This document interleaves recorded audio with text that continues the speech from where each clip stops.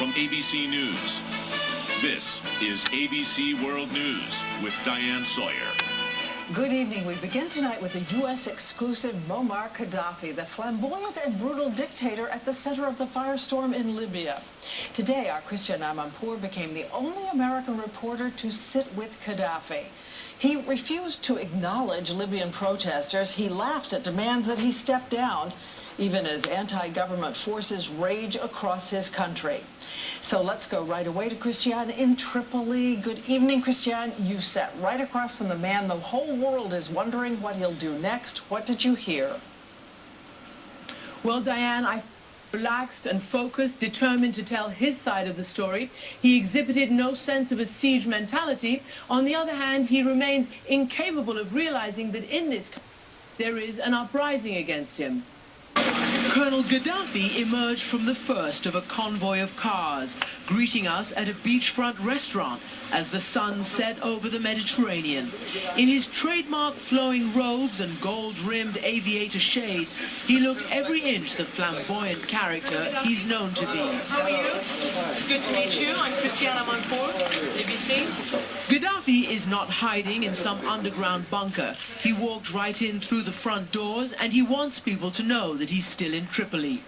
I sat down along with two British journalists for his first interview since the uprising began here 11 days ago. Perhaps this is the first time that I'm meeting such a press these days. Though he spoke mostly in Arabic, at times he became passionate and broke into excited English. No demonstration at all in the streets. No one against us. Against me for what? Because I am not president. But then... They love me, all my people with me. They love me, all. But if they do love you... They will die to protect me, my people. If you say they do love you, then why are they capturing Benghazi and they say they're against you there? Why are they in Libya? It is a guide. It is guide, not my people. It is guide. Guide, yes.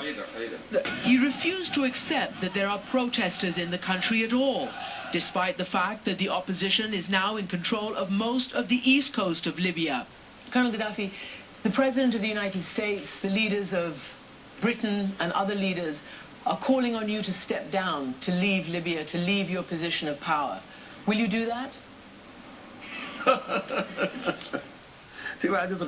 Who would leave his homeland?